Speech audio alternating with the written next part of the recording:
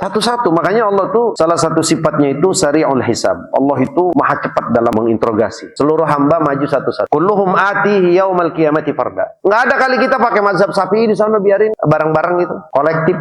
Ayo yang mazhab Syafi'i kumpul, ntar tanyanya bareng-bareng. Nggak ada satu-satu. Kulluhum atihim yaumal qiyamati farda. Semuanya kita sendiri-sendiri. Kali ahli sunnah yang kita anut sampai sekarang ini, nanti di sono dia akan menjadi firqah besar yang akan menyelamatkan kita. Enggak ada, Pak. Enggak ada mazhab, enggak ada firqah yang najiyah di akhirat. Enggak ada. Semuanya sendiri.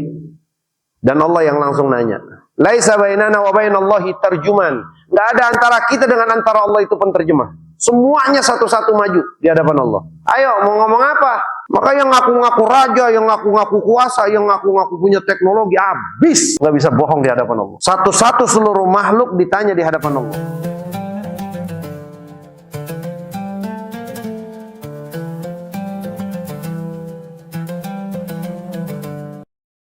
Meneruskan pengajian kita Fathur Rabbani wal Faidur Rahmani li Sayyidi Syekh Abdul Qadir Jailani rahimahullahu ta'ala wa adama naf'a bi barakati ulumihi fid darain. Terakhir, uzkuru al-mauta wa ma wara'ahu. Biar kita ini selalu sadar dan tidak terus tertidur dalam kelalaian, dalam gemerlapnya dunia, dalam ambisi dan obsesi dunia yang berlebihan dari hajat kita. Nah, salah satunya uzkuru ya al-maut wa ma wara'ahu. Perbanyak ingat mati. Perbanyak ingat mati dan apa yang akan terjadi setelah mati.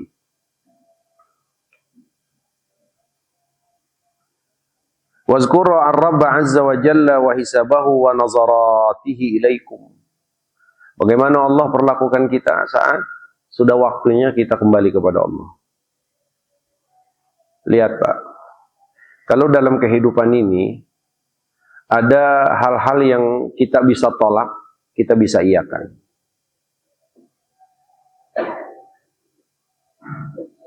Saya ngajak pergi, bang, ayo kita pergi.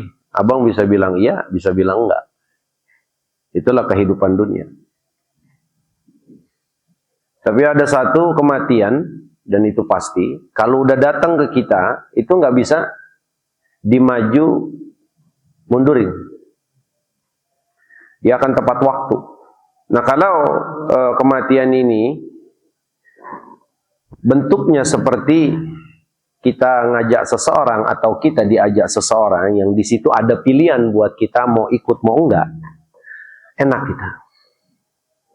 Kalau kita anggap sudah siap, oke, saya siap. Saya iya mau ikut. Kalau kita pikir kita masih kurang siap, ya kita bilang saya nggak mau ikut. Beda dengan kematian.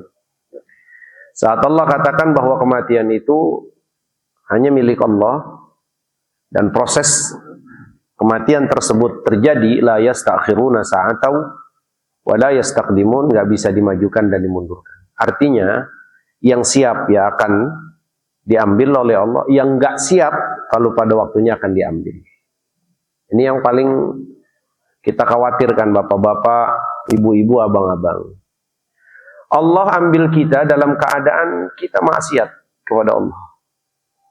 Allah ambil kita dalam keadaan berlumuran dengan dosa. Allah ambil kita lewat malaikatnya, kita dalam keadaan lalai. Nauzubillahi min dzalik. Coba bayangin. Ini nggak bisa tawar-tawar. Maka dari sekarang itu kita harus sudah terus siap dan menyiapkan diri. Agar kita senantiasa siap kapan kematian itu sampai ke kita. Ingat mati. Wa ma wara'ahu, dan apa setelah mati. Ya Allah, Pak. Kalau sudah keluar roh kita dari badan, kelar sudah, Pak, urusannya. Batasan dunianya sampai di tenggorokan. Kelar sudah. Karena saat terus sudah di tenggorokan, itu Allah adalah awal pertama atau waktu pertama Allah akan balas dari seluruh perbuatan yang kita lakukan dalam kehidupan dunia. Saat ruh di tenggorokan, di situ Allah Subhanahu wa taala mulai memperlakukan hukum akhirat. Apa hukum akhirat? Jaza bila amal. Balasan nggak ada perbuatan. Maknanya, ya udah. Apa yang kita bawa, Allah akan balas. Yang baik, fa khair. Yang buruk, buruk. Nggak ada istighfar. Nggak ada minta ampun. Nggak ada nangis yang didengar. Nggak ada nyesel. Nggak ada kita minta tolong dan kemudian diperdulikan. Ditanggapin. Nggak ada. Nah, kita ini mukmin, laki-laki atau perempuan, harus sering mikirin, Pak. Nah, kalau gue mati gimana? Kalau mati gimana nanti?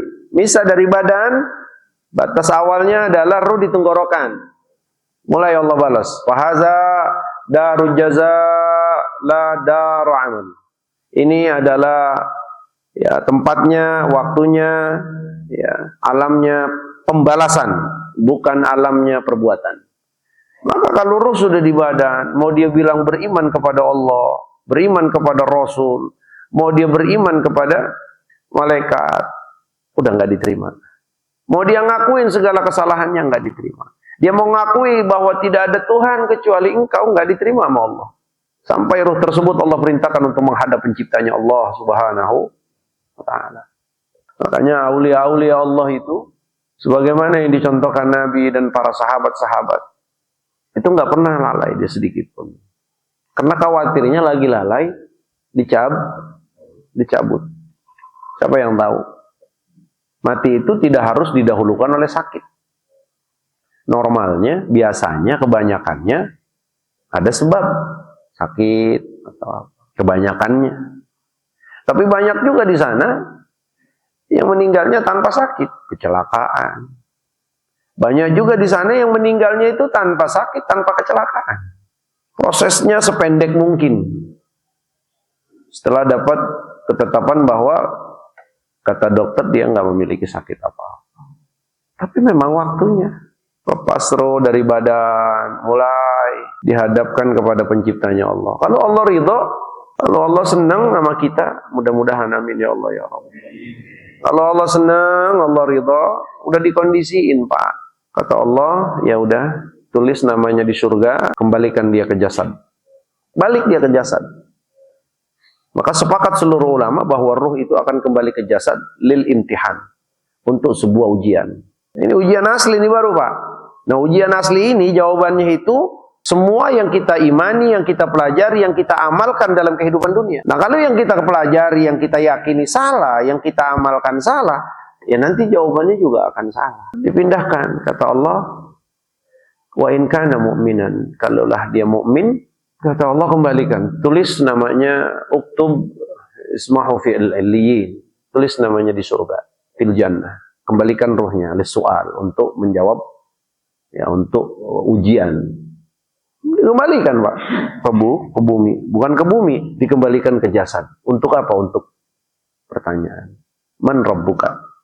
Wa man nabiyyuka? Wa ma dinuka? 3. Man rabbuka? Wa ma dinuka? Wa man nabiyyuka? 3. Asal yang pertama man rabbuka enggak tahu aja, nah kelar Pak ini. Nah, kita nih harus mikir Pak. Itu pasti terjadi, bukan mimpi.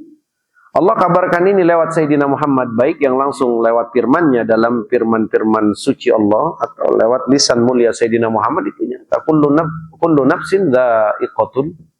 Kullu man 'alaiha fan wa yabqa wajhuka dzul jalali wal ikram. Semuanya mati. Semuanya yang jiwa itu mati, mati. Sampai malaikat maut itu, malaikat terakhir yang meninggal mati. Sayyidina Jibril, Sayyidina Israfil, Sayyidina Mikail. Semua malaikat meninggal. Sampai malaikat maut. Atau yang sering dan akrab kita sebut Israel. Itu meninggal. Jangan ini sebuah satu yang menakutkan. Tapi tidak nyata. Enggak. Ini nyata Pak. Makanya kalau orang meninggal itu kita disuruh merenung. Kafa bil mauti izzatan. Cukup kematian itu jadi nasihat. Artinya mati itu bukan hanya sekedar tukar informasi. Diumumin di subuh salam, nulis WhatsApp innalillahi wa inna ilaihi raji'un, fulan bin fulan meninggal. Ya sah-sah saja untuk memberikan informasi kepada kerabat dan teman. Tapi apakah itu sudah jadi pelajaran? Oh iya, ternyata Allah lagi kasih pelajaran ke kita bahwa oh dia meninggal ini. Waktunya sampai. Berarti mungkin saya besok, mungkin saya lusa. Nah, semuanya juga takut mati, Pak. Siapa yang berani mati? Cuman itu ada satu kekuatan Allah, kekuatan yang memang nggak bisa kita tolak. Orang katanya kalau minum mah enak, Pak. Bapak mau minum apa kagak nih? Airnya pahit. Enggak ada, lah kagak kan? Bapak mau minum nggak? Saya mau minum kan. Lah kalau mati mah nggak begitu, asal datang, blek, udah kelar. Pikirin, Pak. Bagaimana saat ruh kita dikembalikan oleh Allah ke jasad untuk ditanya, man rabbuka, wa ma dinuka, wa man nabiyyuka. Jawabannya bukan karena dia paham bahasa Arab. Jawabannya bukan berdasarkan hafalan, Pak. Kalau hafalan itu di sini, Pak. Di sini sama di sini. Tapi berdasarkan yang ada di hati dia. Maka sering-sering tanya ke kita, man rabbuka. Tanya pakai mulut, jawabnya di hati. Tuhan saya siapa? Makanya punya kaca nggak di rumah sih, Pak? Oi. Sering nanya gitu, man rabbuka. Tanya pakai mulut kita, jawabnya pakai hati. Tuhan saya siapa ya? Oh iya ya, yang ngidupin saya, yang ngasih keluarga, yang ngasih rumah, yang ngasih nikmat, yang ngasih semuanya sampai saya bisa hidup ya hari ini Allah.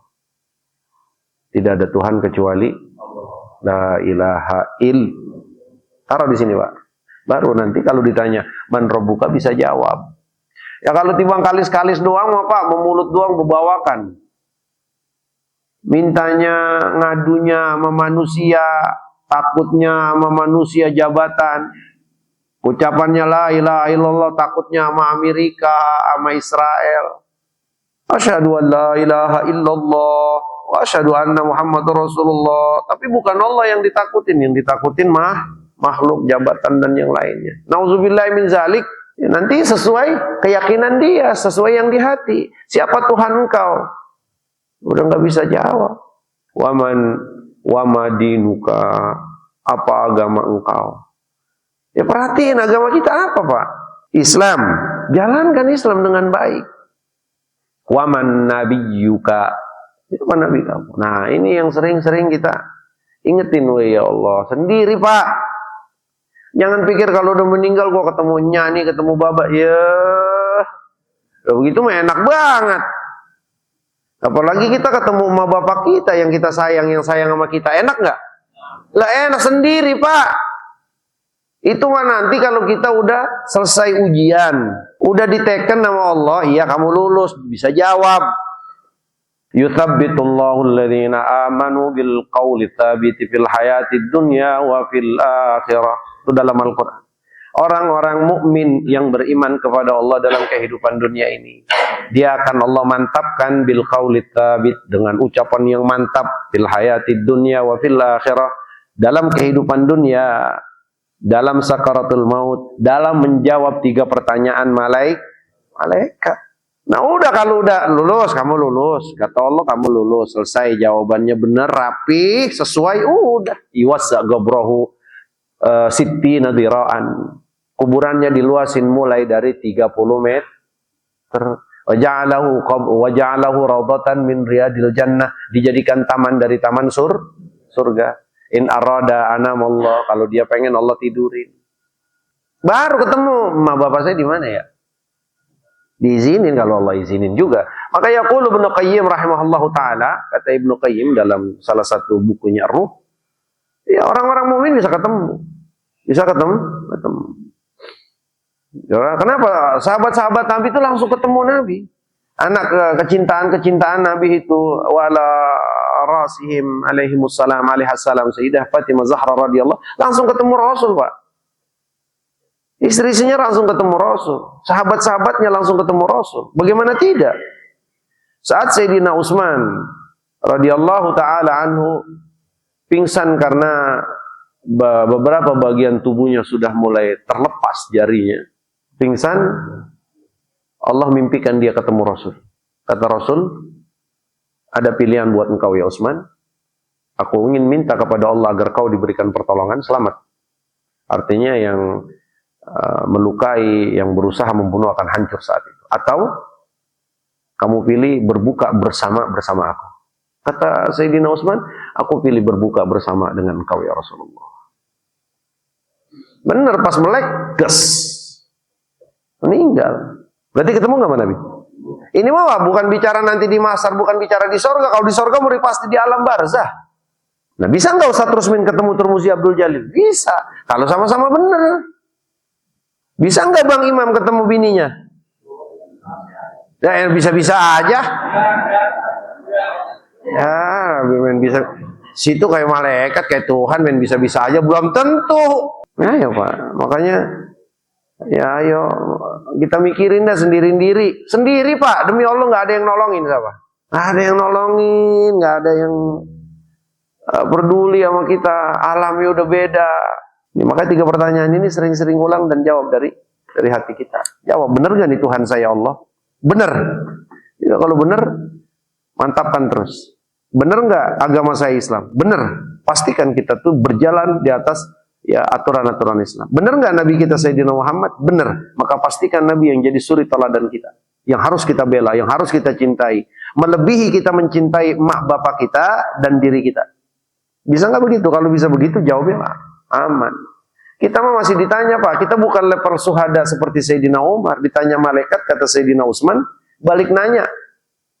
Saat Sayyidina Utsman, wahazza riwayat masfura baina rijalina ay baina aimatina wa baina ulama'ina, di antara guru-guru kami kalau sedang ceramah itu. Sayyidina Umar meninggal, dalam satu pendapat Sayyidina Ali, dalam satu pendapat Sayyidina Utsman. Saat Sayyidina Umar itu ditanya, man rabbuka? Sayyidina Umar balik tanya, wa man rabbukuma?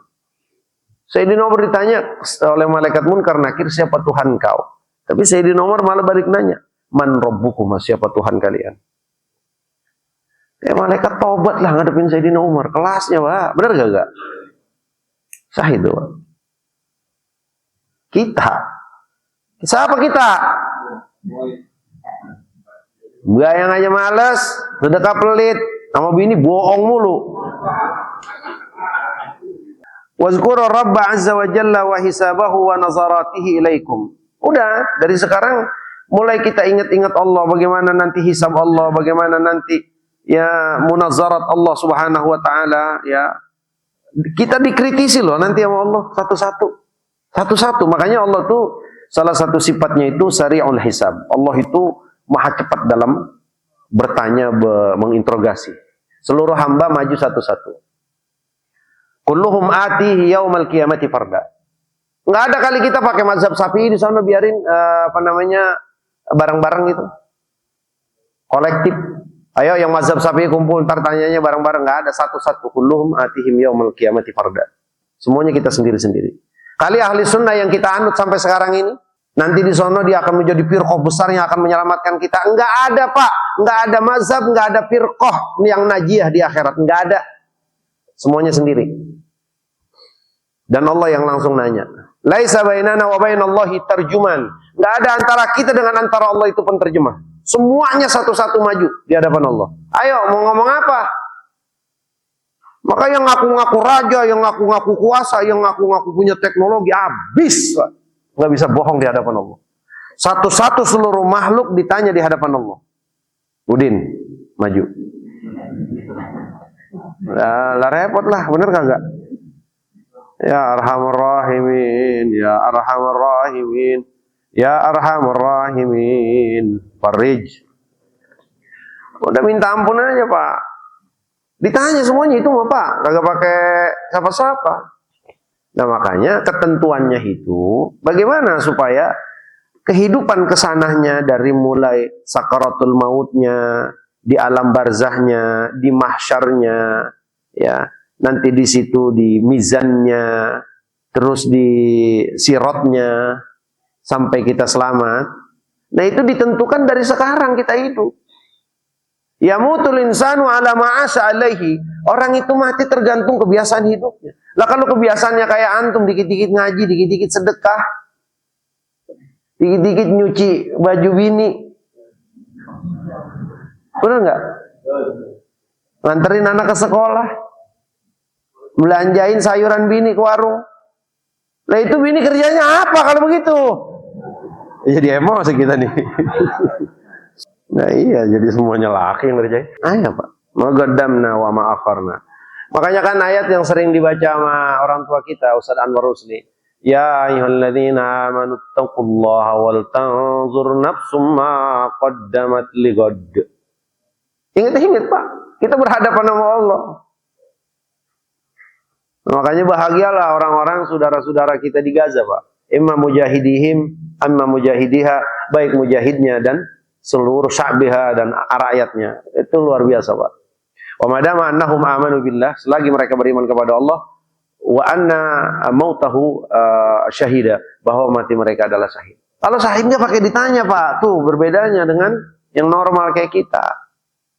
Lalu mati syahid, ya kayak yang sudah-sudah ya, Syekh Ismail Hani, Yahya Sinwar dan yang lainnya seluruh, wa ala rasihim Syekh Yasin, ya juga ke atasnya, itu syahid Pak, udah nggak ditanya sama malaikat, dia diselamatin udah sama Allah, cukup. Mortir yang masuk ke kepala, ke badan kalian, hancurnya badan kalian karena bom Zionis yang sampai kepada kalian, itulah ketetapan dan takdir Allah, cukup menjadi fitnah. Sudah itu doang, kesononya nggak ditanya sama malaikat, nggak ada wewenang malaikat nanya Pak. Masuk ke alam barzakh langsung happy Pak. Kata Allah, jangan sekali-kali lu bilang mati ya. Itu kalau bahasa Betawinya. Oi, jangan sekali-kali orang mati saya lu bilang mati, awas. Ingat, wala tahsabannal ladzina, itu kalau diterjemahkan ke dalam bahasa Indonesia, bahasa Betawi, awas loh. Jangan sekali-kali bilang mati. Mananya apa? Hidup dan bilang hidup. Nah, makanya kagak ditanya. Enak banget Jonjon. Jonjon enggak? Lah Jonjon, dia mau ditaruhnya di taman surga, Pak. Bukan di depan-depan surga. Makanya surga itu, di depan surga itu ada nahar namanya, ada sungai. Yang sungai ini buat Allah, buat tempat orang-orang yang mati syahid. Jadi belum masuk surga, fasilitas surga itu udah diberikan. Mau begitu enggak? Kalau lagi di bener mau? Nah iya, niatin di hati. Kapan kesempatannya ada, berangkat bismillah. Kan nggak bisa berangkat, ya nyumbang. Kadang-kadang nyumbang kagak. Mati pengen syahid nyumbang, pelit banget. La ilaha illallah Muhammadur Rasulullah. Siapa yang mau ngakuin, Pak? Jangan ngayal hidup ini, Pak. Udahlah, gue menyumbang kagak perlu, gue penting sholawat aja banyakin sama Nabi. Terus lu bisa deket sama Nabi begitu. Nah, kalau begitu enak banget dong, sahabat nggak perlu perang, Pak. Oi, udah zikir aja dah yang banyak. Sholawat aja sama Nabi, 50.000, berapa puluh ribu, biarin dah. Kita mau kagak usah peduli, mau udah biarin dah. Banda mah kita kumpulin aja buat bikin kontrakan. Terus dia ngayal, pastilah Nabi dekat dengan aku, sholawat aku banyak. Kata siapa Pak? Kata siapa? Jangan ngayal Pak. Beragama itu nggak ngayal. Rasulullah ngajarin kita realita Pak. Rasulullah tuh nggak pernah ngajarin kita ngayal. Ya, makanya kenapa saat Rasulullah SAW ingin hijrah, itu Rasulullah itu Allah perintahkan serealita mungkin agar kau bisa dicontoh oleh umat kau. Bencana dulu, gimana ini jalannya? Oh harus ada teman. Abu Bakar, kamu mau nggak temenin aku? Ruhi wa jasadi fida'aka ya Rasulullah. Ruh aku, badan aku, harta aku adalah ya sebagai ya perjuangan buat engkau. Mulai jalannya lewat kemana? Lewat sini terus. Nanti siapan makannya gimana? Nah nanti siapa yang bawa makanan, siapa yang ngontrol, yang terus memantau gerakan musuh. Nanti nyampainya berapa hari kita? 400 km kurang lebih dari Mekah ke Madinah. Itu di strategiin sama Nabi. Sebenarnya bisa aja Allah bilang, Jibril bawain buruk. Kelar nggak? Atau Jibril itu orang-orang Mekah, ratain aja dulu dah. Nah, kalau kayak gitu siapa yang bisa nyontoh Rasul? Kalau Rasulullah saat hijrah dari Mekah ke Madinah, enggak serealitas mungkin Allah tetapkan, enggak ada yang bisa nyontoh Nabi. Enggak ada yang bisa niru Nabi. Makanya kan jalan, lewat mana ya? Lewat sini. Nanti kita sampai di Gua Hiro. Di Gua Hiro berapa? 3 hari kurang lebih. Persiapan makannya bagaimana? Oh ini strategi Pak. Sampai Rasulullah, ya kita secara prediksian sampai 12 Rabiul Awal di Madinah. Berhari-hari, Pak. Itu kan Rasulullah ngajarin realita, Pak, bukan ngayal. Ini tibang bisa sholat aja udah ngayal, gue udah pasti surga. Ya, yang lain udah neraka, udah la ilaha illallah Muhammad Rasulullah. Jangan. Real. Ingetin tuh, Pak. Allah akan hisab kita. Allah akan tanya kita detil. Yang nanya Allah, Pak, langsung. Yang nanya Allah, ingetin itu, Pak. Kita yang nanya Kopassus aja, Pak, ampun kita. Benar gak? Atau yang nanya kita Garnisun, ampun kita, Pak. Bagaimana? Yang nanya malaikat aja, ampun kita, Pak. Rasulullah itu sempat kaget, Pak. Bukan kaget, takutlah Rasulullah. Pertama Sayyidina Jibril turun di gua untuk menyampaikan Iqra, itu Rasulullah kaget. Sampai desiruni. Luar biasa, mental Nabi itu benar-benar sedang diperkuat oleh Allah. Nah, nggak lama kemudian Rasulullah dilihatkan wujud asli Sayyidina Jibril. Itu Rasulullah kagetnya luar biasa, Pak. Coba bayangin. Itu sekelas Sayyidina Muhammad yang hatinya nggak ada sedikit pun, satu titik pun kesalahan dan dosa kepada Allah. Model kayak kita, ya aduh, lihat Muhammadiyah aja buron. Nah, nanti yang nanya kita itu bukan malaikat lagi, Pak, nanti di sana. Siapa? Rabbu kulli syai'in. Hanya sering-sering nyebut Allah. Jangan nyebut doang. Maksudnya kalau lagi senderan, ya Allah, ya saya mau badar banget ya Allah, Engkau Tuhan aku, gak ada Tuhan kecuali Engkau ya Allah, ampunin saya, sayangi aku. Terus gitu, Pak, terus. Jangan sampai kering mulut kita. Tanabbahu ila mata hadan naum. Nah, terus, sampai kapan kita tidur terus? Tanabbahu, sadar. Sampai kapan kita terus tidur?